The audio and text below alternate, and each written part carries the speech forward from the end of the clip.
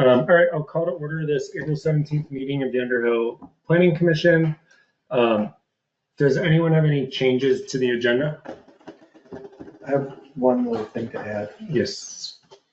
You want to do that now? Sure, I have one thing to add too. Okay, good. We'll do your addition first. Okay, so normally we meet the third Thursday of each month. The third Thursday in May is the 15th. I will be out of town on the 15th. And I have a suggestion that if members are available on the following Thursday, the fourth Thursday, which is the 22nd, May is a long month, that we make that our second meeting date in May. There's still 2 weeks from that date until the first meeting in June. So, yeah. Option two, which I'm not in any way advocating for this, would be to cancel it because I think we shouldn't do it without Larry, I guess would be my point. So either have to move it or cancel it, I think. yes, thank you. So do people want to do it is there anyone who does not want to do it on the 22nd? Okay, easy. So, May 15th, rescheduled to May 22nd. Okay. My addition to the agenda was we advertised in Front Porch Forum openings on the Planning Commission. And fortunately, we were very lucky and 3 people decided to attend today. So thank you. And I was just hoping you could introduce yourself for the recording for the person who does the minutes. Maybe in back. Yeah, I'm Tippy Bingham, live at 664 Irish Settlement Road. Welcome to the. Yeah.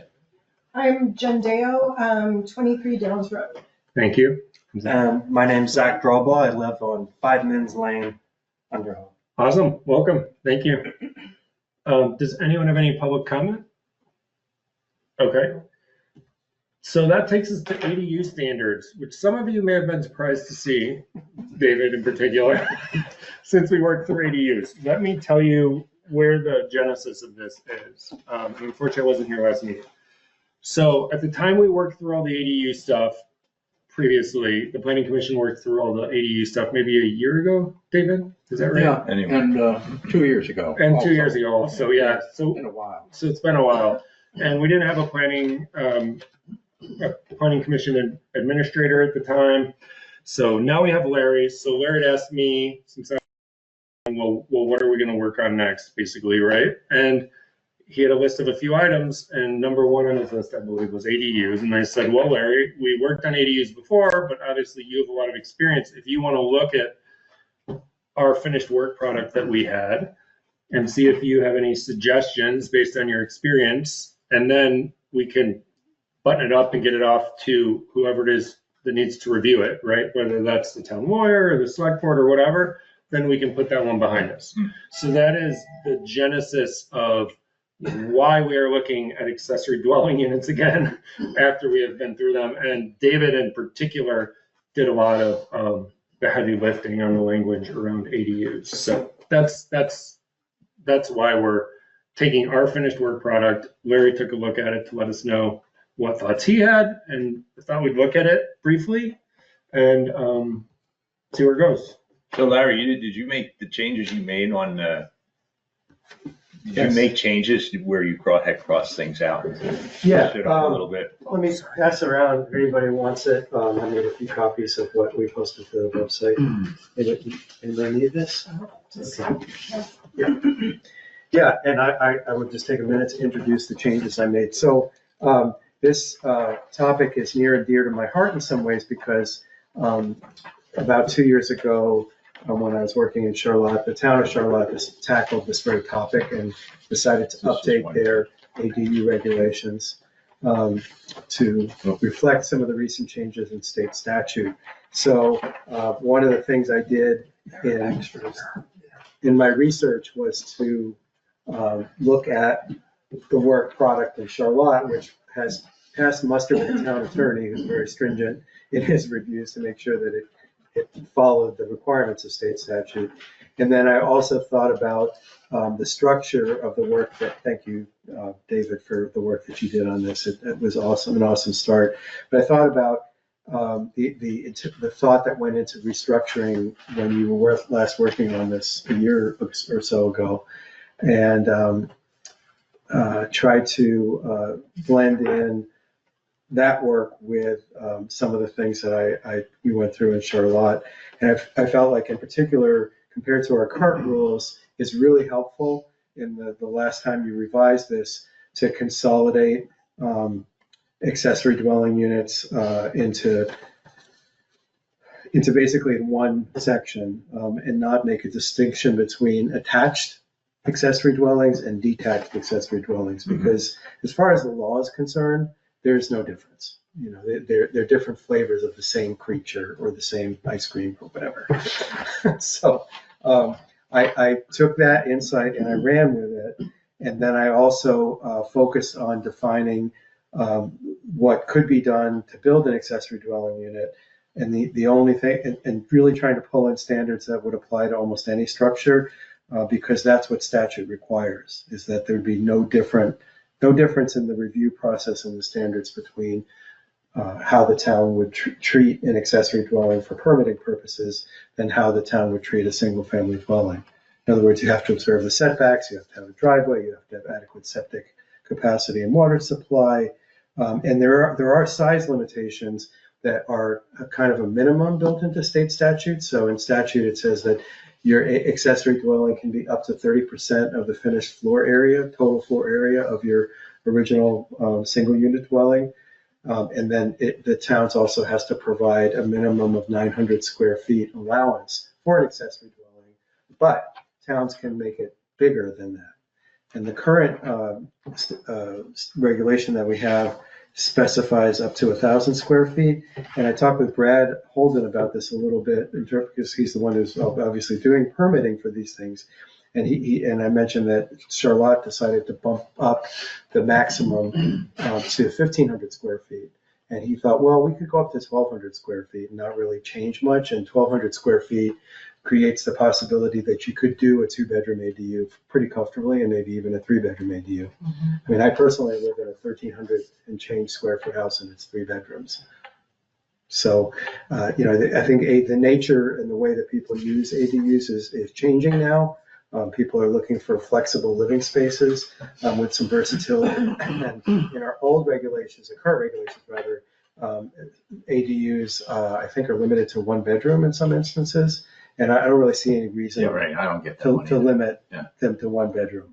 I can't see any practical or logical reason to do that, and it's not in statute. So generally what I tried to do is to follow the statutory requirements, which is that we can't make it any harder to build an ADU than a single family dwelling, and make it something that's permitted, and also remove the idea that it should require conditional use review if it's in a separate structure, because our current rules require that.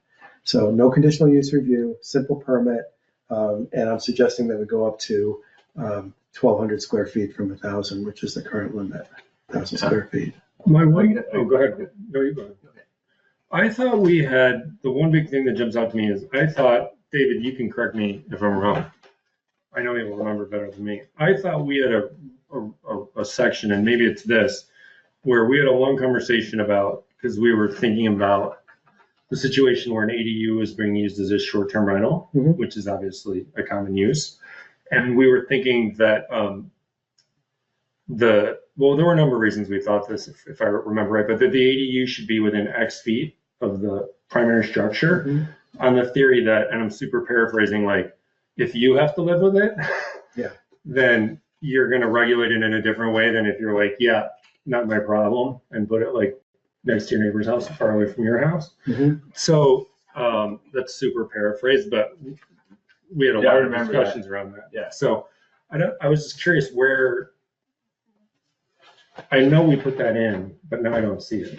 I didn't And see I it in didn't see it David's crossed draft. out. So what- So- I got a Sorry, question. I'm Much of them I quite guess what you're saying. Remember we talked about having the ADU had to be within X feet of Yeah, the primary right, structure, but I'm not seeing, I was saying to Larry, I don't see Yeah, that in his draft. I for just some dropped reason. that out, but, yeah, the reason behind the, the accessory structure, we had it as a section A, basically, which says this: structures accessory to the principal structure shall be within And we decided 400 feet of the principal structure as measured from the closest point of the principal structure to the farthest point of the accessory structure. So he does have that crossed out, but it's under this other, So- okay. Yeah, and the idea of that was to keep the development within a certain area, basically, especially as Underhill has these large lots of minimum 15, 10, and 5 lots, basically, lots even bigger than that, basically, that you could only put one dwelling on, like on a 10-acre zone area, you might have 18 acres, basically. So the idea was that if you keep the development within 400 feet of the main structure, that you're actually not impinging on the forest area that's around it, That too. basically. Yeah. And some people may say, well, I'd like to put the accessory structure way off on the other end of my property, basically. And then you'd have a driveway going all the way through the property or a separate access to a public road. So that was the idea, basically, is to keep it all within about, within 400 feet, is what we decided on. 400 feet is a good, gives you quite a bit of space, quite a flexibility. Yeah, But it I'm was sorry. also important, I think, to say that, accessory structures would not necessarily be totally restricted to that area, but with a conditional permit, you could have the accessory structure somewhere else on the property, depending on what the circumstances are. Mhm. And I think that's important also, because you take a property like the Laytons, basically. The house is right on a pond. Across from the pond, there's a field. It was used as a field for sheep and so on. And there's a shed out on the opposite side of the pond that served the sheep with shelter and so on. And that's more than 400 feet away. So the conditional use for allowing an accessory structure farther than 400 feet seemed to be important. Mhm. So those are the two reasons regarding, the accessory structure, or the two conditions, basically. Yeah, I was thrown, David, by the way that you introduced that section as be related to farm accessory structures and farm determinations, because I mean I have that as a separate topic in my head and also in statute. Yeah. I don't, by the way, see anything in our current land use regs that addresses accessory on-farm businesses. And the legislature did a piece on that. They changed the law to encourage accessory on-farm businesses. We haven't spoken about that. Yeah, a few years ago, and it would be, I mean, Charlotte went through that process of putting in some minimal language to backstop the state statute, which basically says that it's okay to have like a wedding barn or wedding venue in a former dairy barn, for example, or, farm stay kind of business, or a farm stand that's open in a retail sense and, more permanent basis. We want to encourage those kinds of things to encourage adaptive reuses of farms that are like, such as dairy farms where they sold all the cows years ago and they've been sitting more or less unused ever since. So, Charlotte has a thriving farm to table agricultural sector, not because we changed the land use regs, but in part because the town wants to support that. So I think if Underhill wants to maintain a thriving agricultural sector, it wants to encourage that as well. So we can look at that later. But that's a So we different also- subject. Different subject. That's different from what we're talking about. Right. So could we, And we actually did we took out this section A and set up a separate accessory structures section, actually. Mhm. I don't know whether you came across that or not.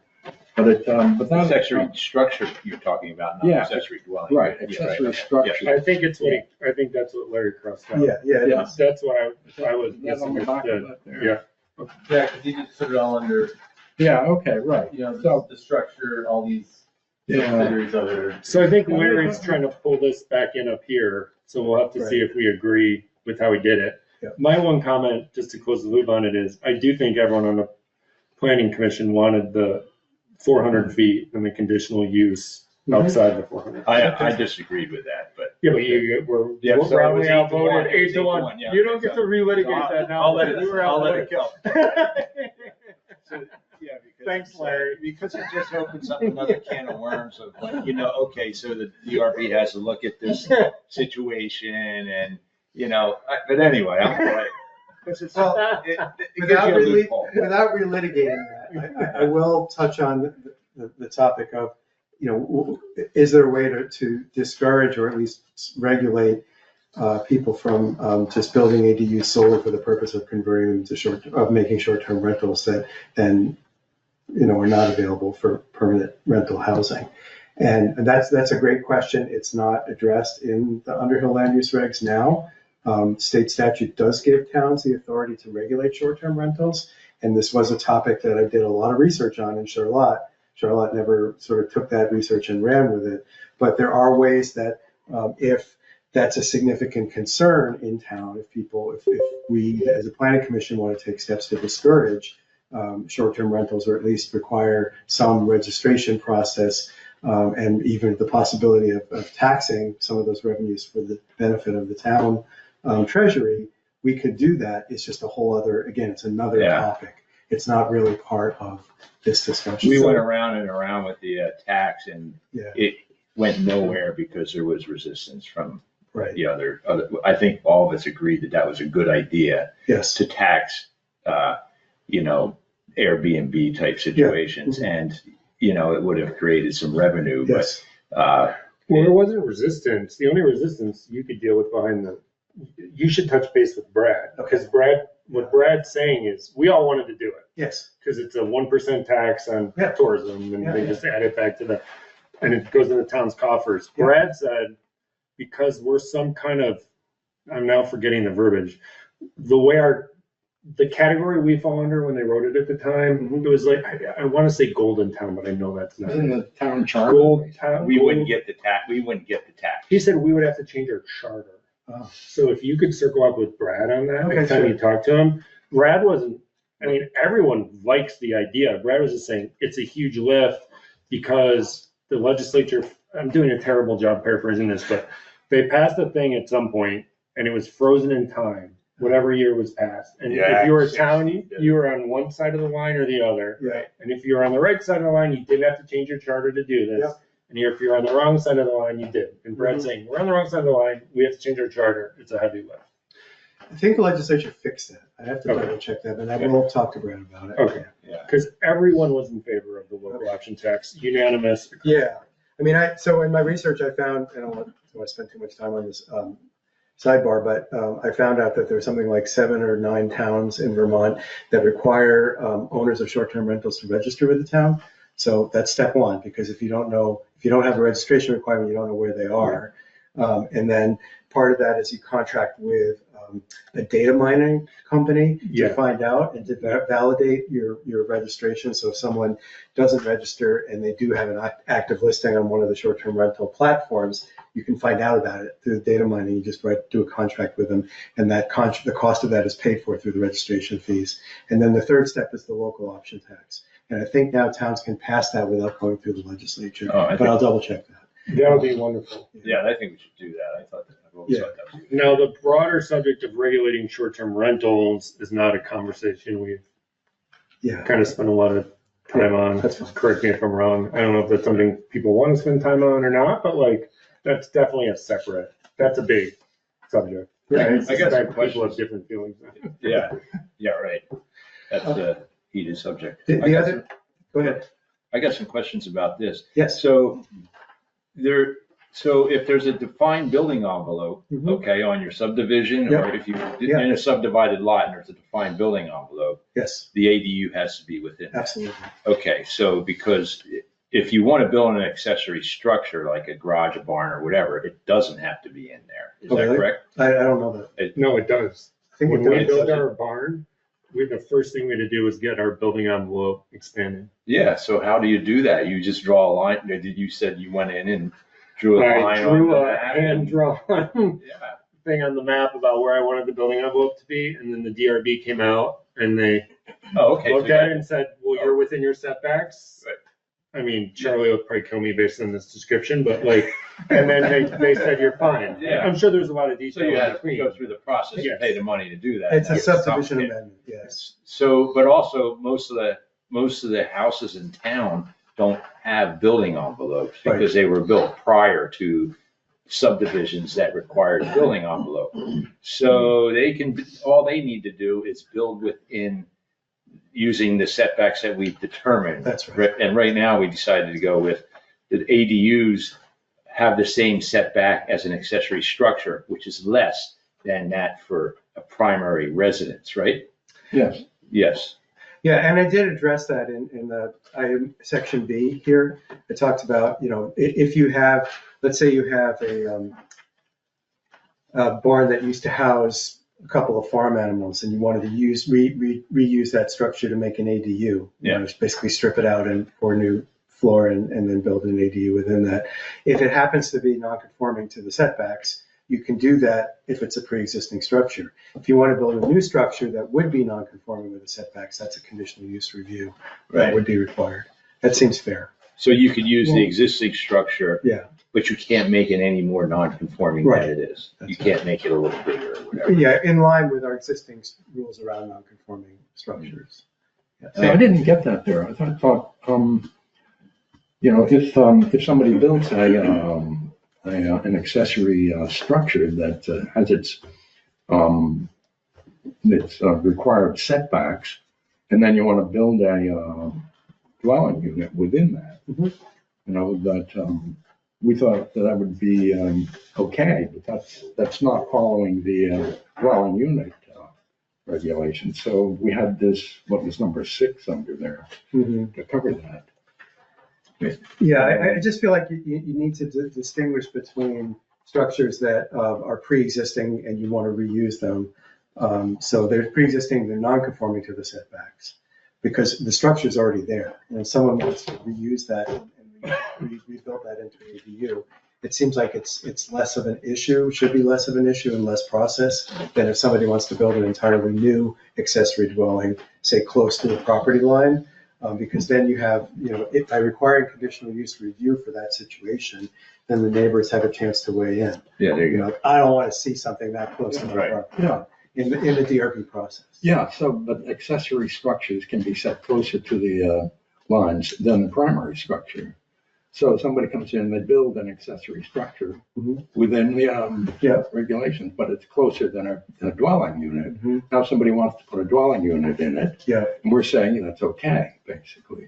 There's not a big difference between where the accessory structures lie or their setbacks from the dwelling setbacks. Not a big difference, really. There is some. So, David, you're saying somebody comes in and applies for an accessory structure like a garage, and then years later, I want to convert it to a dwelling unit? Yes. That, I would think that would be prohibited at that point. Prohibited? To convert it to that. If it's attached to the, are we attached or detached? Detached. We're detached? In that situation. Yeah, you can do either, basically. Are you worried about someone building a garage, saying I'm building a garage, and then a year goes by, and they always intended to flip it into an ADU, but they couldn't do it because they were too close to the property line, and then they're like, hey, I want to convert this garage to an ADU? Well, it wouldn't be too close to the property line because it's the same setback. No, it's different setback. No, that's different. For an ADU and an accessory structure, we decided to keep the setback. Accessory structures do not have the same setbacks as primary dwellings. Right, they're less usually, typically. Yes. Right. Yeah, So you want to put a dwelling unit in the accessory structure, so you've got a garage there. You don't have to build a partition in the middle of the garage to keep the accessory structure from being closer, or the accessory dwelling closer to the, if you see what I'm getting at there. I'm missing something here because you have a garage that has, it is 20 feet from the property line, right? Yeah. And you want to convert that into an accessory dwelling unit, which has to be 20 feet from the property line. There should be no issue with the setback, correct? Right? Is that what you're saying? Well, if the primary dwelling has to be 30 feet from the property line. Oh, primary dwelling. You want Yes. to turn the garage into the primary dwelling. No. Just any, if the building setback of the primary house is 30, but your accessory structure could be 15, because it can, it's less. Yeah. So then you can do that, and then all of a sudden you convert it to a dwelling unit. Now you have a dwelling unit 15 feet from the property line instead of 30. Well, it doesn't need to be 30. It needs to be 15 because we decided to keep the same accessory structure and accessory dwelling unit have the same setbacks. A house's setback is usually greater.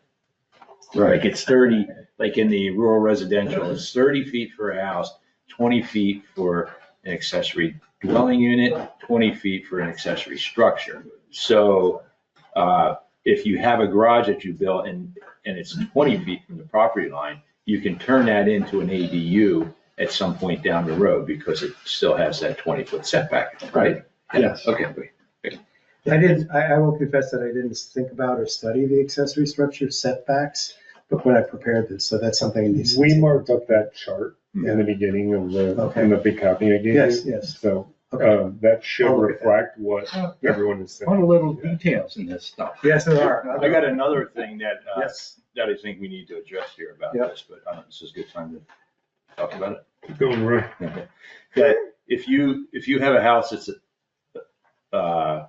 say we decide to choose 1,200 square feet, right? Yep. For the ADU. Yes. So your house is 1,200 square feet, Mhm. but you want to build a primary residence that's 1,500 square feet, and you want to convert the house into the ADU, and you know what I mean? Your house, old house becomes the ADU, and your new house becomes a primary residence. Right. Does that need to go, is that a conditional use situation, or how do you want to address that? It's addressed. It's addressed in under section D. D. Yeah, and this is not unusual. So for example, if someone buys an undeveloped piece of property and they have a very limited budget or they're having trouble getting the financing that they want to build their larger primary dwelling, they might choose to go first to get a loan, a construction loan, to build what will become an accessory dwelling. But they get the accessory dwelling financed, it gets built.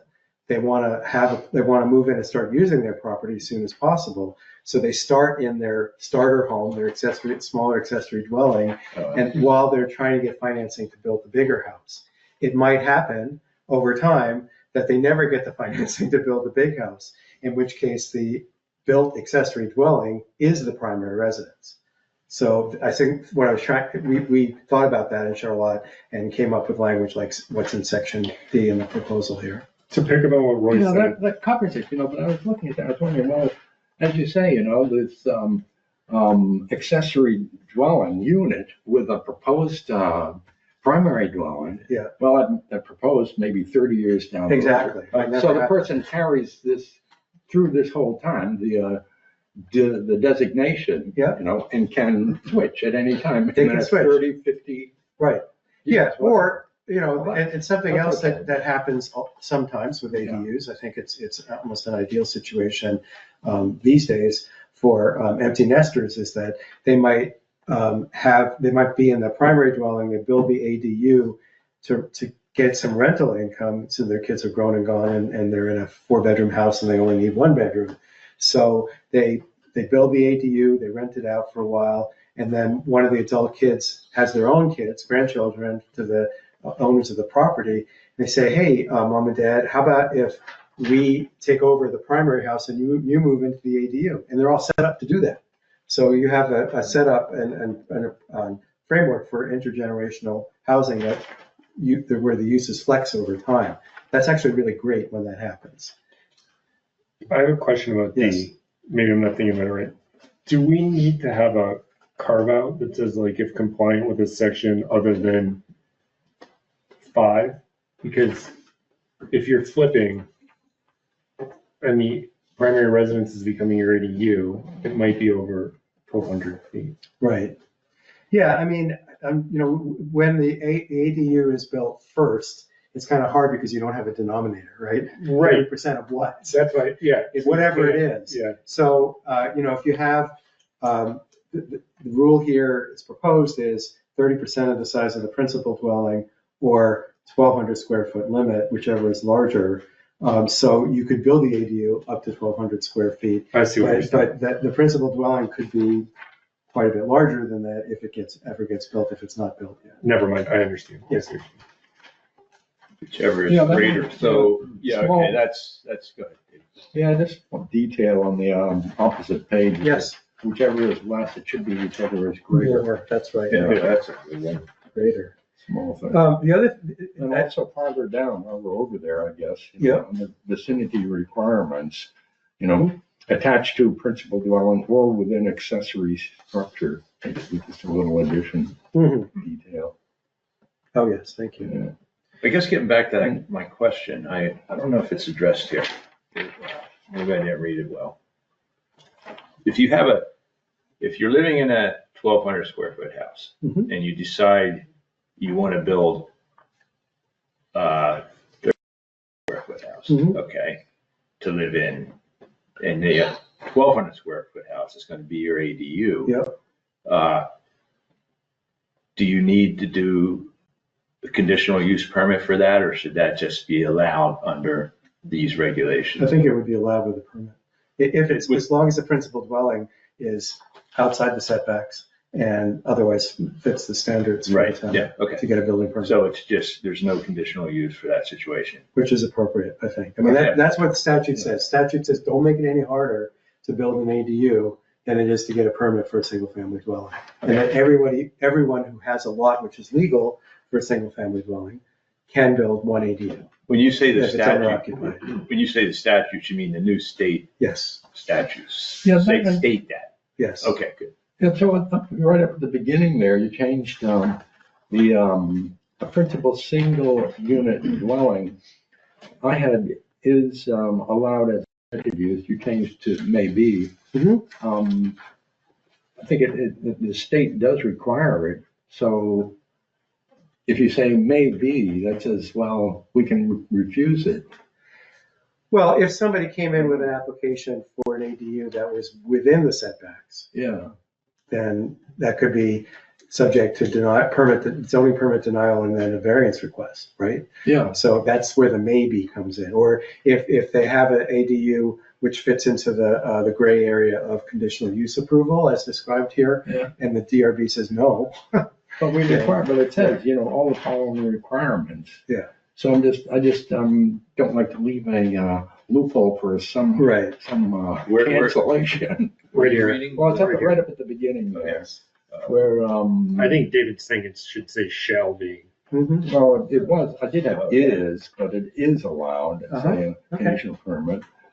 Do you agree with Um, that? I think so, yeah, makes sense. Subject to the issuance of a zoning permit And and all the following requirements. As long as you have those requirements, then Where is there's it an at? obligation to I'm good with have it. yeah. You convinced him, David. Okay. I have one, just so we don't pass it up. Yep. So Larry went from 1,000 to 1,200. Just so we don't pass this up.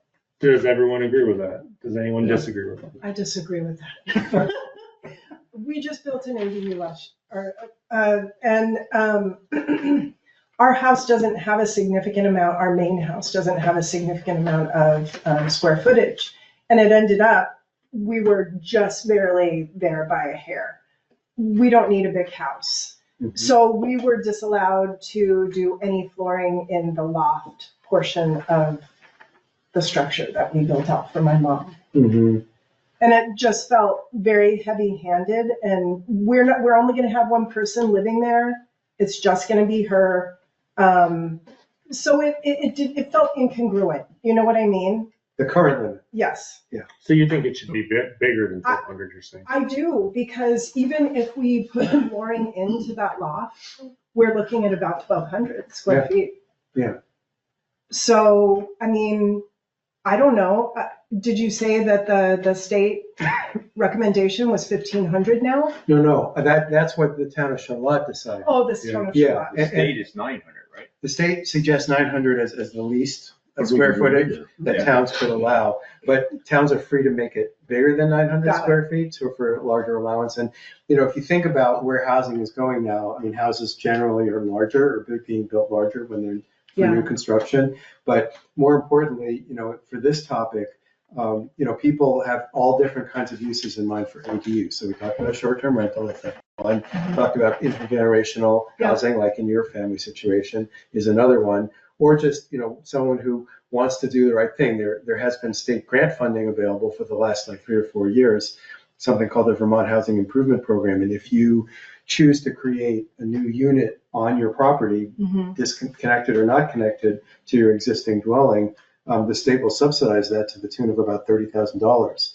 And it's you can get them to forgive the grant or loan, forget which it is, if you keep it affordable for 5 years or longer. Awesome idea. And the idea was to stimulate private property owners to build additional housing units. And so the ADU could be just a straight up rental for a working family that otherwise can't find a place. Yeah. And the owner benefits from that subsidy. So we're trying to create as much of a win-win with as much flexibility in the rules as possible to encourage people to do this. So would 30%, would that put that over the amount? Yeah, I mean, we So you could do that. we were just, yeah, we could. It was just, I mean, now we can. Yes. And we will. Yes. Yeah. But I think my trepidation is, I mean, 1,200 is great.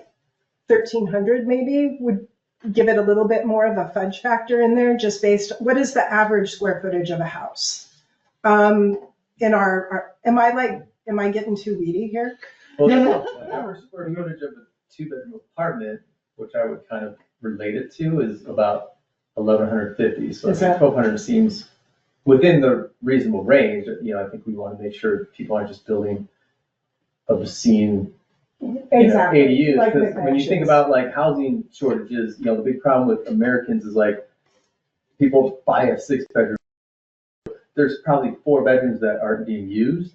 Yeah. But that large footprint is taking up space that another house that people could actually buy and live in would occupy, right? So like if we just keep allowing bigger, then like it really doesn't accomplish the housing shortage problem. Yeah. And you know what I mean? It just kind of feeds That's fair. the beast, right?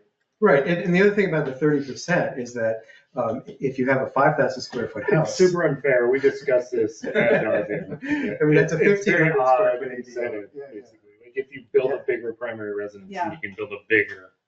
But I think, It's yeah, ridiculous. I think the more typical consideration in a town like Underhill, where a lot of your existing housing stock is older, and most houses are not huge. So, I think these limits, particularly bumping it up to 1,200 square feet could work, because, 3,000 square foot, 4,000 square foot house, 30% is around 1,200 square feet, right? So, Yeah. I think any number we set is going to be somewhat arbitrary. Yeah. But I like what Jeff said a minute makes ago sense. about, sort of typical 2-bedroom size. And of course, things are different in the city. There are places like someone who wants to live in Brooklyn, New York will happily sell for a 500 square foot apartment and think they lucked out in the rental sweepstakes. We don't think that way here. I had a 1,000 square foot apartment in Phoenix when I first moved out there, and I thought it was huge. Yeah. It was a 1-bedroom. I was like, it was huge. So, but I think 1,000 is small for like if somebody's really gonna like live in it. But I think I would say between 12 and 13, but I would definitely not go higher than that. Well, it feels like we're trying to, yeah, it's tricky because we're trying to accomplish multiple goals at the same time. Like your situation is exactly what you want to accommodate. Right. What you don't want to accommodate is someone trying to build a 4-bedroom short-term rental. It's going to be crazy loud. It looks like. Yep. The other thing I did, I realized I should have introduced said this in the introduction, is that the current language in our current standards or regs, you have one section that tries to address accessory dwellings that are attached, that are detached, 2-family dwellings, and multifamily dwellings, right? And something occurred to me as I was going through that, which is that 2 years ago, the 2023 session of the legislature adopted the Home Act. And one really important change in the Home Act is that they essentially outlawed single-family zoning in Vermont. Now, a lot of people don't know that, but basically what that means is that you can now take a single-unit dwelling, a large house, let's say, for the sake of discussion, and you can divide it in 2, so then you'd have a duplex, 2 completely separate living units that were within the shell of the original structure, or build an addition onto a single-family dwelling and not require any special review at the local level. So any lot that can accommodate a single-unit dwelling in Vermont, towns must allow, not a may, but must allow that single-family dwelling to be duplex. No, we knew that and intended to comply with that. So anything we did that didn't was unintentional. Right, So I so got a question But you about do that. have to have septic and you do, water. yes. Yeah, Which for everything we're talking You have to about. have adequate capacity for the Right. units that are being added or whatever. But it seemed to me that the language that pulled out two-family dwellings as a separate regulatory So you're saying it practice makes no sense. doesn't anymore. make any sense anymore. And the same thing for multifamily dwellings. Now, there are especially in the two zoning, or two village districts, there are, I think multifamily dwellings are called out as a conditional use. And we can do that because we don't have septic and water under the new statutes. But I don't think that we should confuse that, and I don't think it should be in the same section as this new language of accessory dwellings. So I suggested a clean break, let's only focus in this section Yeah. on accessory dwellings, figure out what the standards are that we want to promulgate, and then adopt those, and then we can come back to the topic of multifamily dwellings regulation at the appropriate time. I got a question about that. Yeah. The duplex, every lot, every house in the state can be a duplex, right? Yes. So so does that mean that duplex can have an accessory dwelling unit? No. Okay, so. What are you up to, Rory? No, I don't think it should, but I'm like, wait, how's that work? You know the house, the house on the 15 in Adjourn was like that green, like, what do you call it? I don't know. Lapse right now. Anyways, it caught fire, had a chemical issue or something, and has been redoing it. It's on like the south side of the 15, you know? Yeah. That's listed as a duplex now. Yeah, the state statute on accessory dwellings specifically names single-family dwellings that can have one accessory dwelling unit. It doesn't say anything about duplexes Okay. adding an accessory dwelling unit. Right. So if you start out with a single-family home, you can add an ADU. If you then duplex a single-family home, you can do that eventually. I don't know that anyone would stop you because of the duplex change in statute. I don't know that many people do that, but it's certainly possible. Yeah. Yeah. Kind of push I have that. a question on number 3. Yes. So an example of the parents owning a house and they die and their daughter or son continues to live, then they could get a 24-month or 48-month exemption without living there. Mhm. But then what happens after that time expires, then they just can't, it can't be, they just have to not rent the accessory dwelling at that point if they don't live there, if they're renting the main house. That is why we wrote this. So there's a reasoning behind this. Everyone jump in, correct me if I'm wrong, this was to keep people from having a short-term, like, I'm just gonna pick on Boston. This is to keep someone from Boston from having a short-term rental in Underhill and then plopping another short-term rental as an ADU in the backyard. Because we collectively, and I'm super paraphrasing here, thought that had the potential to be an exponential nuisance as you allow people to do that for people who have no connection in the town, don't live here, don't care, just to pick a bad actor, right? I'm sure some people do care. So that's why we did it. That was the motivation behind the language. Now, if you think the language doesn't work or isn't right, that's a separate topic, but that's why we wrote it that Well, way. it'd be self-defeating if the son or daughter didn't want to sell, and then you couldn't rent that additional unit if it was a long-term rental. Well, no, because, so you're saying the son or daughter moves into the house? No, they live out of state. Yeah, then they fall in my bucket, right? They could not rent out the ADU. Uh-huh. They would then be stuck keeping the ADU for what, if they wanted to rent out the primary residence, they couldn't rent out the ADU, or if they wanted to sell the property, obviously, that's an option as well. But you're right, they fall in the bucket of you don't live here and we don't want you doing to rentals. That was the reason. Right? Well, it is a little fuzzy, basically. You know, somebody owns the property and then they have a job that takes them away for 2 years or something. So now they're renting it out. How long does the job go on? Well, it seems to go on forever, you know, so the rental goes on forever and ever. That make more difficult for them Sometimes you find can't it. cover everything Maybe- perfectly. Without question, you are correct. That's what would Well, happen. you just say, well, it can't be used as a short-term rental, it's be a long-term rental instead of the. if you're worried about it being. That would be part of the conversation with the zoning administrator around asking for the extension, I think. But two things about that. One is that statute does require that at least one of the buildings be owner occupied.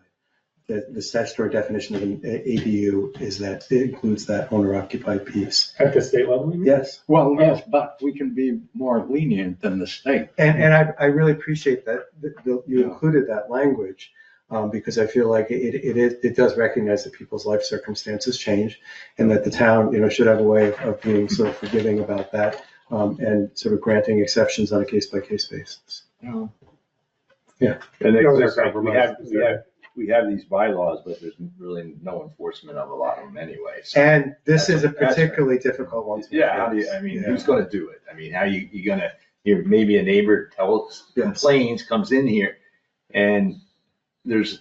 Well, I mean, I think that's how it would happen, right? In a lot of this stuff. If Yeah. your neighbor doesn't care and they're fine with it and you're cool about it, then probably no one's ever gonna find out. If you're a nuisance and your neighbor complains about it all the time, then the town's gonna find out. There you go. Just can't cover everything. That's true.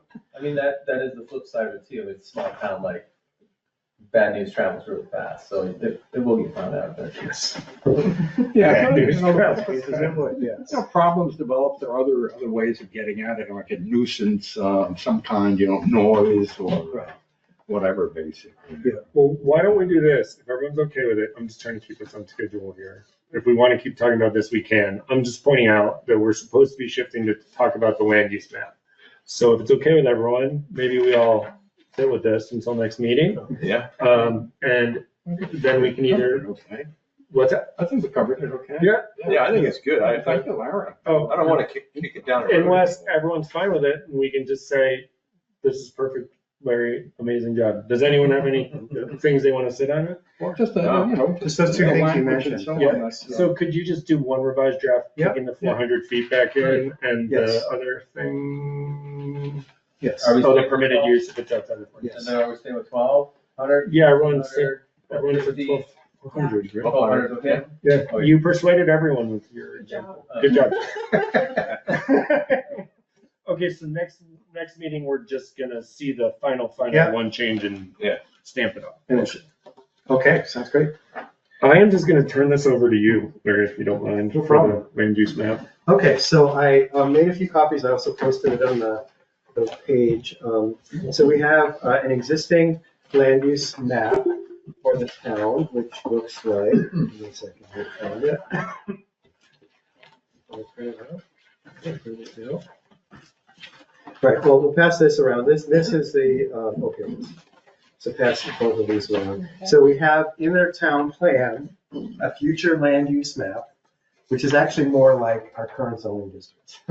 And then we have this new map, which is your larger sheet, legal size sheet of paper, all very colorful, that regional planning has prepared. Do you mind if I share with you one of That's all right. You got it? Jeff, you have it on the phone? Yeah, I'm a. I have it up online. Who, you have one? Can you see one or? Okay. Does anyone want? We have one more. Okay. Well, if anyone wants it. Okay. Well, it's already been Everybody need printed, that? so. Yeah. So why are we talking about this? Regional Planning Commission, in consequence of Act 181, has been tasked with looking at current land uses for the all Chittenden County as it's embedded right now in their own regional plan as well as in town plans. And right now, our town plan map actually does reflect what they're proposing here for the future land use map. There's really no changes. But their version is much more granular than our land use map. I mean, you see in their version, there's lots of, going up each of the main roads in town, there's lots of little lots that are highlighted in yellow. So they're recognizing that the actual land uses that we have in Underhill are more diverse than what is reflected on our zoning map. So our zoning map and future land use map in the town plan is very sort of broad brush. It focuses on what kinds of uses can be allowed. Their map, their version shows how properties, especially along the main roads in town, are actually developed with houses and other structures in the yellow. And then the 2 village districts are on their future land use map as well. So we have the existing village district that's in close to the Riverside Flats, which is a state recognized, state designated village district. And then there's the Underhill Center district that we're in here. And both of those are, pretty much in full alignment with the regional map. So, I mean, I would say not a lot to talk about there necessarily. But the importance of this process is that part of the most recent legislative changes in Act 181 is that towns are going to have the opportunity to opt into getting an exemption from Act 250 review for projects that are in town and village centers and downtowns. And that the value of that is if you're just an ordinary citizen, it may be obscure, but if you're a developer, it's huge. Because one of the problems that's been recognized sort of globally about Act 250 review is that it's often redundant. So you have a local permitting process that the developer has to go through to build something significant. And then if the project involves 10 or more units or parcels of 10 or more acres, and there's 2 or 3 other criteria, it automatically gets kicked into Act 250 jurisdiction. And then the developer has to take it through a whole other set of processes, which are many or most of which are redundant to local permitting for towns that have good permitting rules. And so in Act 181, the state said to regional planning commissions, go forth and identify where in your region you think it's appropriate to have Act 250 jurisdiction waived for future development, and leave it up to the towns to take over administering existing Act 250 permits within those downtowns and village districts. And the state would have no role in that going forward. So we have to ask for that privilege if we think we're up to the challenge. We may decide not to. Act 250 requirements are a pain in the butt, not to put it too sharply. And if we ask for that authority, then if there was a development that went through Act 250 in either of our village centers, and we thought that the old restrictions and conditions that were placed on that Act 250 permit were ridiculous, and we didn't want to have anything to do with enforcing it, we would still be on the hook to enforce it if we got that designation. On the other hand, if we don't ask for, it's called Tier 1B in the new way of doing things. If we don't ask for that, then Act 250 still has that jurisdiction. The state still has a role to play. I'm not sure that we would gain any advantage by taking over that process. Yeah. I agree. The advantage would be opening up more development, I would assume. Potentially within the village districts. I mean, Yeah. we're really only talking Pretty small. Yeah, but there's no place to Yeah. do any I'm trying to think what parcel it subdivisions in affects. the village Yeah. centers. But you could, if you had 100 acres on Pleasant Valley Road Yeah. or on Irish Settlement Road in the rural residential Mhm. district, and you wanted to do a PRD that had Mhm. 12 lots in it, you would have to go before Act 250 at this point, We went right? down, yes. But if it was where 8 lots, you would not, Mhm. right? So if if that situation comes along, it would be solely up to the RDRB to make the decision on how that piece of land should be developed. Mhm. But if we let it Act 250 be in control of that situation, then we just need to stick by what they say. And they might say, they might be more lenient than RDRB also. Probably not, right? Probably not. Okay. Wait, this So- applies to any lot of land in town, not Yeah. just in the village center? More than 8 lots, 9 lots kicks in Act 250. Is that still the 10 rule? lots, I think. 10, okay.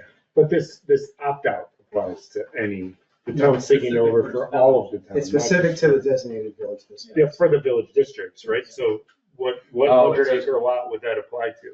Not in the village district. Not, Yeah. but just in the village district. Okay, Yeah, well, that's yeah, what- okay. Yeah. Which is already like developed out for the most part. Yeah, there's nothing there. I'm not sure there's any lot that it would actually. Yeah, because even apply so, Larry, is the yellow, so I know on the map, there's like the red line that designates like the state designation village, and then Mhm. there's like the yellow and the pink or whatever grade. Right. So does that opt out go beyond like the red line into that continued yellow and gray area of our village, or is it only in the red line? Right now, it would only be within the red line. It's, Yeah, that's- the discussion about whether we should bump out that line is a separate discussion, Okay. but it is connected to this process. Yeah. Because if the town decides sooner or later, probably a little later at least, because it'll take us a while to get there, that we want to bump out the lines of the designated village district on our side of the town line, then we have the right to go to regional planning and say, we think that's a good idea. And here's where we think the line should be. And then regional planning would modify this draft accordingly. And then that would be the new line, because as long as it's approved by the state. So there's a process where it has to be approved by regional planning if we make that request. And then that request goes to the new state land use review board, which replaces the Act 250 board. And if they approve that, then the district line officially moves out. And it's really about the benefits of that designation that's at issue here. So right now, because we have the state designated village district in the Flats area, fairly small number of properties, but those parcels are, if a property owner wants to develop those parcels within that district line, they're eligible for state historic grants, they're eligible for rental rehab grants, they're eligible for other kinds of funding, like potentially better state support for building a wastewater treatment system. So, that there are some benefits associated with that are all about supporting projects and development to go forward with the idea in mind that the primary focus should be housing and small commercial businesses. So if, first of all, we'd have to expand the village center. So if you think about where you could do that, there really is very little land available to even do that if you were to look at the. Like usable land anyways. Yeah. And also, down the road, the long shot that we do get some type of sewage plant, sewer treatment system. Yes. That would open up the small lots in town to high density type situations, right? Higher That density, yes. That would, right now, if you wanted to put, this is like a crazy idea, but if you wanted to buy like 3 houses, tear them down and put up a 15-unit apartment building like they've done in Winooski, which, that's appropriate for that situation. That would have to go before Act 250 currently, is that right? Or not in Winooski, though? No, not in Winooski. So Winooski and South Burlington and Burlington are going to ask for Tier 1A status, which means that they take over everything, and no one would have to go through Act 250 regardless of the nature of the project in those towns. But, we're not that dense. And mostly what we're talking about, Roy, is infill development. So we're not talking about blockbusting, which is what that's planning term for what you just described. Yeah. Mostly we're talking about people who have deeper lots who want to build something in their backyard. They want to add like a duplex or a triplex. And this is where the eligibility for state grants comes into play, because you want to provide as much incentive as you can for people to increase the level of housing on the lots that they have. And it can be done, the term is gentle density or infill development. It can be done in a way that from the street doesn't necessarily look like you're building a lot more housing, because they'd be in the back of the lot, tucked behind the existing principal dwelling. So I'm trying to figure out what your view is. Are you saying that you think we should spend time looking at our village centers and expanding them, but you think that it's a toss-up, for lack of a better word, as to whether we should take on this Act 250 stuff? Two separate questions. No, I know. Yeah. So on the first question, I think one response to this draft map to regional planning could be, we think you captured what exists in Underhill now just fine. So the map is satisfactory in that sense. But for the future, looking to the future, we may want to expand the village district boundaries in the Flats district when we get to that point. And that's probably at least 2 or 3 years off in the future that we would ask for that or suggest that. But for right now, this is fine. Or we could say, this is ridiculously complicated and you should just use the one that we have in our town plan. That's another response. So that's the first question. The second question would be, once we make a decision, if we want to expand the village district boundaries, does the asking for the Tier 1B designation go with that? And that's really the select board's decision, but it would be, I think, they would look to the planning commission for a recommendation on that. Okay, so step one is we need to think about this map and address your first question Yes, on our next agenda. that's the short-term ask. And I think we have Darren Chibler participating in our next meeting. Oh, yeah, that's right. Yeah, Okay. to talk about that. So he'll be available to answer questions. I could be wrong on some of this, on some of the nuances, but they're looking for feedback on this draft, and they want it by May 19th. So we're starting this discussion tonight. We'll have Darren and probably Kate McCarthy available as a resource at our next meeting to ask them detailed questions like the ones they're asking now. And then I think we would be asked to make sort of a final recommendation, including this map is fine. That could be the extent of it. This is fine for you. You're saying they're gonna ask that at the next meeting? No, I think they're just gonna be available to us to answer any questions that we have about like, what does this mean and what are the implications of our recommendation kind of thing. Because, but I wanted us to have a chance to talk about it here first. Yeah. We haven't really talked about it yet. Okay. And then, so any other thoughts or questions So about this this? is mainly looking forward to alterations in our town plan. Yes, Actually, yeah. yeah, and So that's, I don't know how many years we're ahead on we're a that. few years out on that, yeah. 2029, I think, is when it's due for an update. But, you know, if there was anything that you noticed in this map that is just wrong or doesn't make any sense. I mean, for example, you know, in our current land use map in the town plan, we don't have the Underhill the Ethan Allen firing range carved out. Well, obviously, that's an important land use, and it exists. And it definitely, you know, inside that fence, there's a lot that can't happen and shouldn't happen. And their draft map recognizes that as a carve-out area, and our future land use map doesn't. So in at least that one respect, their map is more accurate than ours. I think the Army's gonna win if we try to seize Kathy from now on. Got bigger camps. The Underhill Center growth area, Mhm. and to me, that seems like that's a lot of that's in the floodplain going through there Yeah. with the river, and it's maybe not 100-year floodplain, but if we had like a Hurricane Irene come through, and I bet that would be pretty devastating through that whole area. Right, so that exists in our zoning right now, but it doesn't really, it's not a state recognized village center. So, you know, one implication of this conversation, of this work, could be we could decide that we want to go for state designations for this village center, for Underhill Center, but that's again a future conversation. And you're right, you know, everything close to the Browns River is subject to flooding, and probably has flooded at some point in the not too distant past.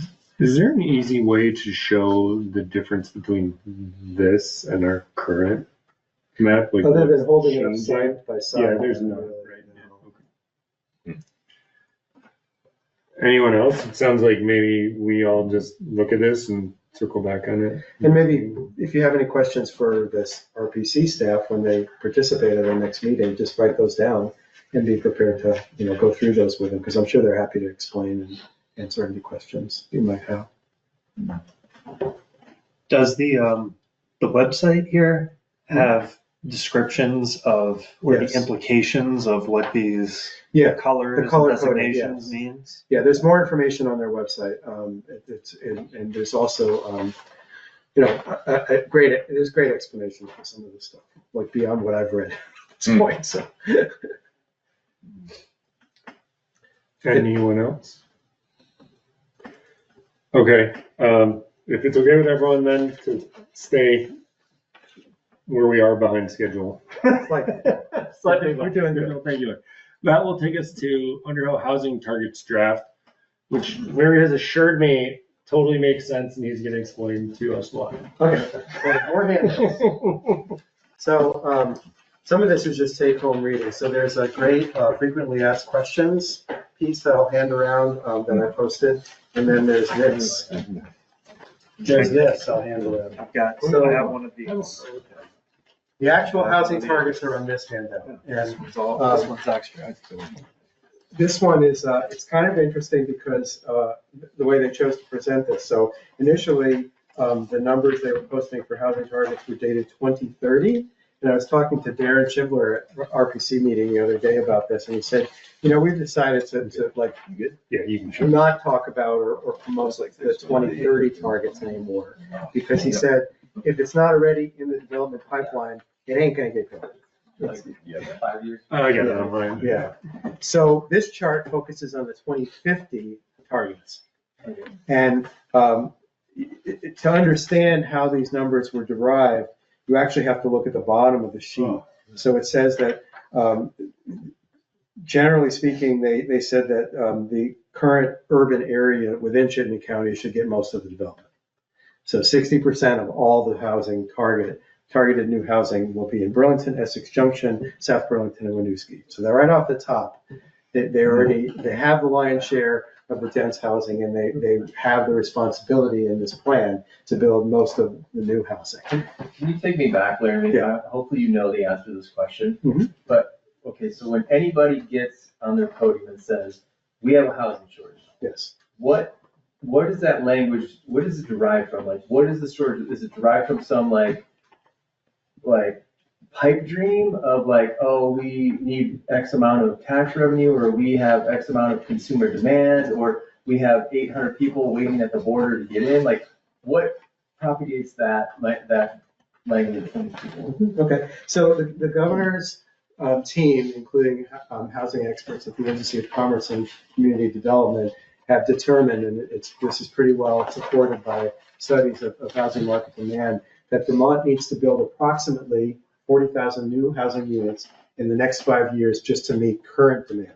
What does that mean? People who are here, but they're stuck living with someone else? Or I think that's what you're asking. Yeah, like, so what, that 40,000, like, what is that? Like, are there literally 40,000 homeless people that they want in houses? Are there people like waiting in Massachusetts to get in because they're like, they declared, I want to be a Vermonter? Like, what is this number? Like, it seems kind of mythical to me. Yeah. You know what I mean? Because especially when you have, I mean, I don't know, like, years ago, they're like, oh, Vermont's the #1 place to live. And then you still see other reports like, Vermont has no economy, everybody's leaving. So the numbers don't add up to what, like, the economic numbers add up to, in my mind. So it's a combination of all the above. So homeless families and individuals make up a pretty small part of that number. Mhm. But there's a lot of working Vermonters who are inadequately housed or can't afford the housing that we have. And so they choose to move out of state because they can't afford to live here. So they work in Vermont, but they live across the borders. Right. Also, people who commute a really long distance who would much prefer to live in a community that they want their kids to go to school in and close to the workplace. There's companies that are growing. Beta Technologies is a great example. They and a lot of other large employers, hospital systems, manufacturing concerns like Global Foundries, who cannot find people to come and work for them from out of state because there's no housing available that meets their needs. And we're talking about companies that offer 6-figure salaries and excellent benefits. They can't get people to move here because the people they want to move here from Massachusetts, New York, St. Louis, Phoenix, can't find a place to live that they can afford, even on a 6-figure salary, which sounds ridiculous if you're already in a house, but Yeah, right. that's the reality of the housing market we're in. And so it's a housing shortage. People who understand the nuances of the rental housing market say that a healthy vacancy rate for rental housing is in the vicinity of 5%. In Chittenden County, the rental vacancy rate is between 1% and 2% in most communities. It's at the low end of that in Burlington and Winooski.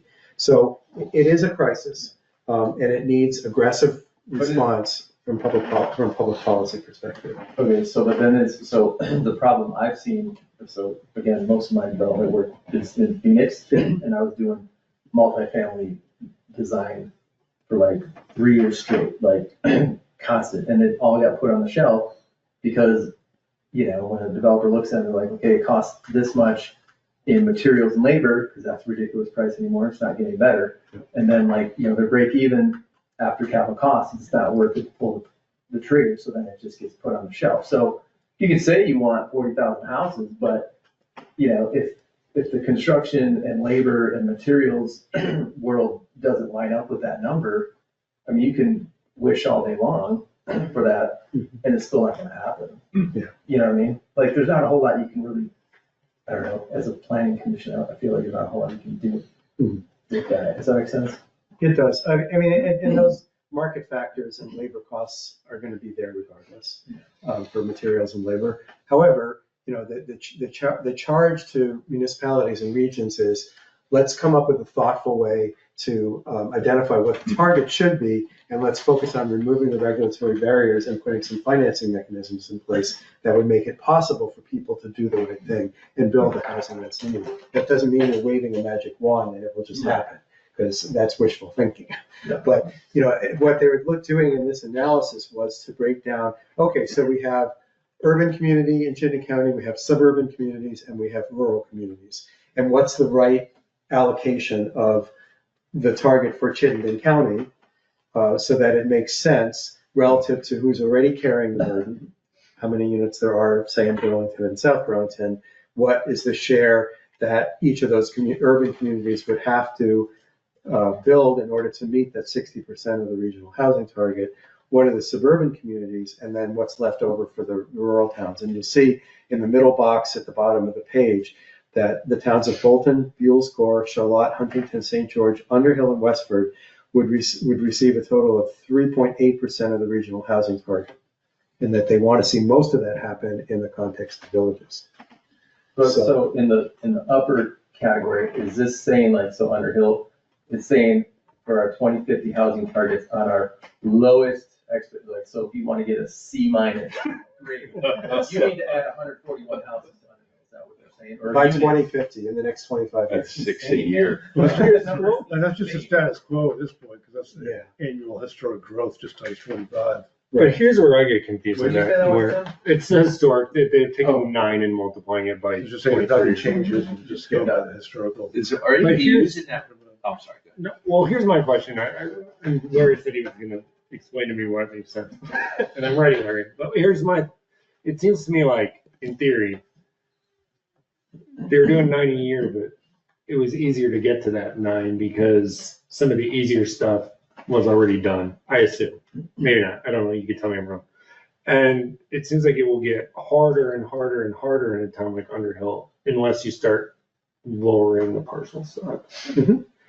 Am I No, that's crazy? true. Okay. Yeah, and you know, we don't have a minimum lot density for residential in Underhill. Charlotte, that was a big issue. But we do have practical constraints that are built into our zoning code for the two village districts Mhm. that do pose some practical constraints that amount to about 2 acre limit per parcel. You mean Sorry, like 2 septic? units per parcel. Septic. Yeah, septic is one of the biggest drivers of that. Parcel size is another one. So we have the existing growth, we have the existing development. Most of, in Underhill, as in happened in Charlotte and a lot of other rural communities, most of the residential growth has been in the rural district, in rural districts. I mean, it's been in the parts of town other than the villages. And that is a form of sprawl, right? You know, because when you have a 5 acre lot or a 10 acre lot, and you build one house on it, Mhm. and that's the end of it for the owner of that parcel, then, you know, that probably will not be subdivided in the future. It could be, but we don't want development if we believe in our own ideals about smart growth as we already have embedded in the town plan. We don't want to have single family development sprout mushrooms, like houses sprouting like mushrooms out at random in the rural district, because that's wasteful of resources. It's energy inefficient, and ideally what we want instead is to concentrate growth in the two village centers. To do that, we'll need to add septic and water infrastructure, particularly septic infrastructure in the Riverside Flats district that we don't have now. Because right now, the fact that everyone has to do their own single lot septic is a major limiting factor. It adds enormously to the cost of building new housing anywhere in town. But what we want to encourage going forward as planners is a thoughtful approach to where we want houses to go, and not just sort of resign ourselves to the fact that there's nothing we can do, because people at regional planning don't believe there's nothing we can do.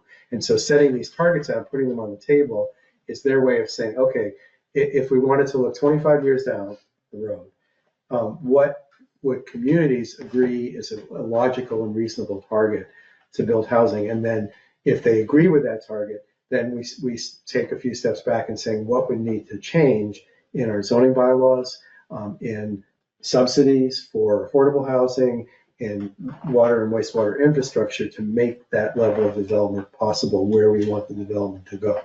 But you have to, I think their thinking is that you have to have some broad agreement on what are reasonable targets.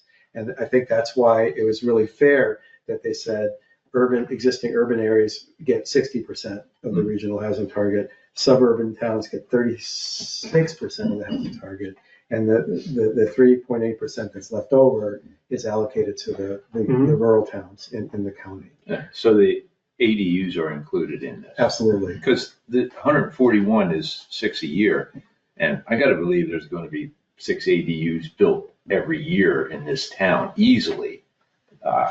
Seeing what's being done on my road, there's like 5 permitted ADUs on my road, I think, or in the process of getting permits, so.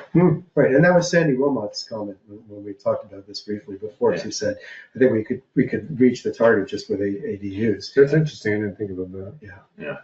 But does that still like answer the crisis? Because I mean, if there's some, my thought is like, okay, so you got this list of 40,000. I don't know, that's just whatever, my made up cartoon list of people with flags, like on the list, right? But then like Joe Smith says, well, my mom's moving in now. She wasn't on the list, but now she's in. So there's still 40,000 people on the list, even though the ADU was filled by somebody else not on the list. Like it was filled, but there's still 40,000 on the list, right? So does it really like weigh out at the end? Yeah, and these gross numbers, to your point, don't address the type of housing, and we need all types of housing. We need elder housing, so that people who are living in big houses or empty nesters can downsize.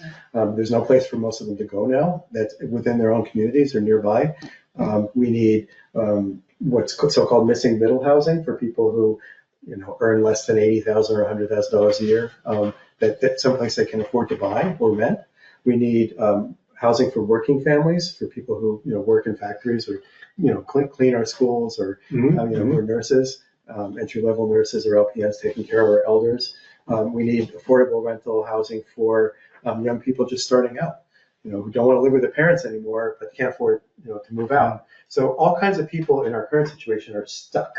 That's what the housing crisis means on a very practical level. There's lots of people who would like to move to more appropriate accommodations that just can't afford it, and the accommodations don't exist.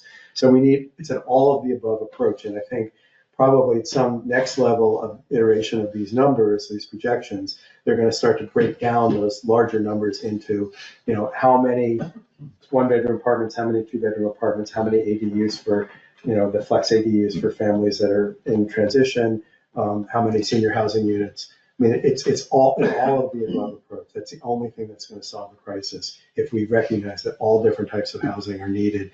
And right now, the market-driven approach is not supplying the types of housing that are needed. It seems like us in Bolton, when I look at this list, are most likely to have like the ADUs, the easy pickings, to Roy's point, which I didn't think of that. And it seems like in towns that are close to resorts, like us in Bolton, those have the highest probability, whatever that is, that they're going to become short-term rentals. So do we get credit? We get credit for short-term rentals that are not housing anyone towards this goal? We do. That's a debatable point, whether we should. But housing is housing. A new unit is a new unit. Let's think too, like, I mean. I'm just asking. I wonder if they include that. Underhill has In the number, crazy geography. Like, you can do this in Charlotte because it's flat as a pancake and most of it, right? Yes. You can slap out 20 houses, no problem, but that are semi-affordable. But you can't build a house on a cliffside for 250 grand. Like, you just can't do it. You can't buy the lot for that. So it's like there's certain aspects of like Underhill specific or Bolton or other, mountain towns that like $1 million is kind of the price tag. Like, I don't like it because my taxes are based on it, but it's like, ask any builder, they're going to tell you what it's going to cost to build that house, and it's not going to be less than $500,000, I guarantee you that. Yeah, right. It seems to me that the water thing is one of the key things, the septic system, not water, sorry, the septic system. Yes. Which then, I'm just thinking out loud, then I'll shut up. It seems like what we need to think about is septic. and how the town feels about that. Yes. Because the town didn't end up kicking in money for it, Sure. no matter what. Yes. Right. Yes. And number two is, just, I should know this, but no one here actually lives in the village center, correct? So I think the other thing we need to do is talk to people in the village center. Mhm. If that's our target, and I see why in theory it's the target, right? Yes. Yeah. But it does seem unfair, I'll just pick on me, for someone who lives literally as far away from the village center as you can get on the Cambridge line. Yeah. To be saying like, yeah, you guys gotta put all this housing in the village center, Yes. right? Like, Well, they're So- already fighting it in the flats with the Habitat project, so I mean, they're already not happy about it. oh, that's a good, I didn't think about that. It's a good point, and that's what the grant project. It just feels like they're underrepresented on this thing, the planning The commission. grant is gonna interview the village center Absolutely. residents, right? That's Yeah. part of the grant. Yeah, and that's the way we do it, I guess. So, what do we think about these numbers? Low, medium, high targets? I still have a hard time wrapping my head around it when Roy says, I mean, Roy's been here a long time, builder, you Right. say, these people are doing this on your road, all these people are gonna build ADUs, okay, maybe I start combining that. I do think, I don't know how other people feel, I don't know how the town feels. It feels a little sketchy to me that we're hitting this goal if a bunch of them are short-term rental ADUs, but Yes. I guess those are the rules. Well, we can discourage short-term rentals. I mean, that, we can write a regulation that makes it harder for them to do that, to convert ADUs into short-term rentals, to build housing just for short-term rentals. And that's, I mean, Burlington, so, I had a little Airbnb operating in part of my house for a few months last year. And Burlington, so Burlington layers, it essentially doubles the tax, the rooms and meals tax for people who are in the Airbnb platform. So rooms and meals tax in Burlington is 9%. In the state, it's 9%. Burlington doubles it to 18%, and it's paid through the Airbnb platform. And that Well, also I thought requires that- registration. I thought you could only do 1% on that local I option think tax. Burlington's got a different. gig. Burlington's got the local option addition, and then they double it for short-term rentals. And it was challenged in court by the Short-Term Rental Association, and the association lost and Burlington won in court. So that is a valid regulation. They're using the income from, and there's a lot of Airbnbs in Burlington, they're using the income gleaned from that tax to pump up the Affordable Housing Trust Fund in the city. So we could put a local option tax out at 5% if we wanted? Well, I mean, Yeah. if you're coming here to stay and you wanted to stay in Underhill, Yeah. you're not gonna think twice about paying Of 5%. course. So the whole time I'm thinking, wow, 1%, because if you go through the Airbnb website, maybe there are 15 places, Yeah. maybe they generate 20,000 each, so that's 300,000. So Yeah, the difference between 1% and 5% is huge. yeah. And I think we should really pursue that Okay. because it seems like a logical, or Yeah. even more. I Yeah. mean, if I'm going somewhere, I'm not going to think about Man, paying he's class happy 5%. now, man. was like, wait, and also the 30%. Yeah, no, maybe not. But get back to the ADU thing. That's going to be so saturated in another 5 years that those are going to turn into long-term rentals. That that's on the horizon. Could be. You can only have so many of them Yeah. before that Yeah. well dries up. Well, wasn't, someone, remember, was it over the winter or something, somebody was mentioned that one of those places in the flats was kicking the people out because they wanted to convert it to Yeah. Airbnbs or something? It's a Yeah, big problem statewide. Yeah. I mean, a lot of long-term rental units have been flipped into short-term rentals. It's made a significant dent in the rental housing market. I have a friend who used to be the housing advocate for the whole state for all the low-income housing groups, and he said some estimates of between 20 and 30% of our entire long-term rental stock has been lost to short-term rental Wow, conversions. that's crazy. And that is a big dent at a time when we have a severe shortage of affordable long-term rental housing. Could we get the consultants to ask people's opinion on that? We absolutely can, yeah. I have a question. Yeah. Are there other areas in the country that have gone through this exercise, that have made this effort and actually succeeded doing it? That is an example to, You mean in terms of regulating short-term rentals? no, as far as the general planning process. Oh, yeah, yes, absolutely. Yeah, I mean, Portland, Oregon metro area did this. I don't know if Jeff, if you've experienced any jurisdictions in your work. I know Montana just, with a Republican governor and a Republican legislature, just basically took away a lot of zoning authority from municipalities because they felt like, like communities like Bozeman and the Silver College towns were not taking steps to make sure that there was affordable rental housing. So they basically said, you have to allow more rental housing as a matter of state law, rather than leaving it up to towns to set the rules and the targets. Mhm. So, there are precedents for it. And, I think the legislature wisely decided that, these were not initially, however we feel about these targets, they're not going to be enforceable short term. They want the town to sort of look at these numbers and say, is this something we think is reasonable and we can agree to it in principle? And then over time, I think they'll figure out, what are the mechanisms by which regional planning will support local towns in taking the steps that are necessary to enable housing at this level, if we accept the targets, whatever level we accept them. I will just step up a question on that. Sorry. So are you saying that CCRPC is going to ask our select board to say, like, yes, we think 283 is a reasonable target? At some level, yes. Like, are we going to be, I guess what I'm asking selfishly for the planning commission is, because obviously they're going to ask us. Yes. So are we going to have to prepare something saying, like, we think this is reasonable for the select board? Because then I think we need to spend some real time, like, looking and saying, like, well, we think 30 ADUs could happen here, and we think.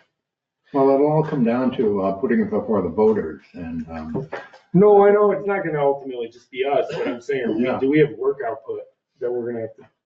I think that's a great question for our next meeting for the Okay. staff at RPC. I just want to know what the steps are. Yeah, because you'll see in the frequently asked questions thing I passed out, that's on the website as well. They want to use the language of targets. They're saying that we're not going to impose this on communities. We want to have the discussion with communities about what's reasonable and see how they feel about it, and see whether they think that the only feasible target is a low target, or whether the mid target makes sense given a 25-year time frame, or even some communities might look at the high target and say, yeah, we're in. Let's go over that. So I think you're going to get different responses from different communities. I can tell you right now that Charlotte is not going to agree to their numbers that are in this chart. But that aside, I think they want to hear from us. And I think, yes, the select board will get asked to sign off at some level here, some point in time, but they're going to be looking to this commission for advice on that. What do we think about the targets? Because, the select board has a lot of other things on their mind. So. All right, so come to the next meeting with lots of questions for CCRPC so we can then circle back after that and figure out how we start to think about this. Absolutely. Right? Okay. Can I get, I know I specifically told Jen in an email, and Tavid knows, and Zach, I haven't told you, but we try to get out of here at 7:30 all the time. I'm about to look really bad. So, can I just make, does anyone have any questions or comments on the April 3rd meeting minutes? yeah, gonna change. You have a change. What do you got? Go for it. Okay, page 3 Yes. says, toward the bottom of page 3, it says, Commissioner Edson pointed out that houses that are built spread out from one another might be more disruptive to wildlife than clustered development. I said the exact opposite, actually. So I wrote on, just delete that sentence, and Penny Miller's follow-up from that, saying that she agreed, basically doesn't follow either. So if you take those two out and just put in 2 new sentences, which I wrote on the back here. Commissioner Edson pointed out that with 15, 10, and 5-acre zoning, houses that are built spread out from one another provide clearings in the forest which are ecologically beneficial. That's what I said. Okay, can you send me that language so I can? Yeah, you can have this. Okay. And then I added on there, rewriting for Penny Miller, DBR member Miller stated that with PDRs, wildlife tend to avoid development in a circular berth around the developed area, which is, what she was saying. Can you pass that down, dude? I will make that change. Okay, I actually shouldn't make the motion because I was not here, but we do have a quorum with the other 5 people who were here. Does someone want to make a motion to approve the April 3rd minutes? With the changes. With the changes. With the So changes. Tim Frost makes a motion with the changes. Is there a second? Yeah, with the changes. David? All in favor? Aye. And I abstained because I wasn't here. Okay, thank you, everyone. That takes us to, David, would you like to make a motion? Oh, yeah, let's get out of here. All right, is there a second? Second. Art, all right, all in favor? Aye, all right. 2 minutes late, not bad. Right. If, to the Agenda Act, if you have any questions on planning commission, or if you're interested in joining, please let Larry and I know. So, thank you.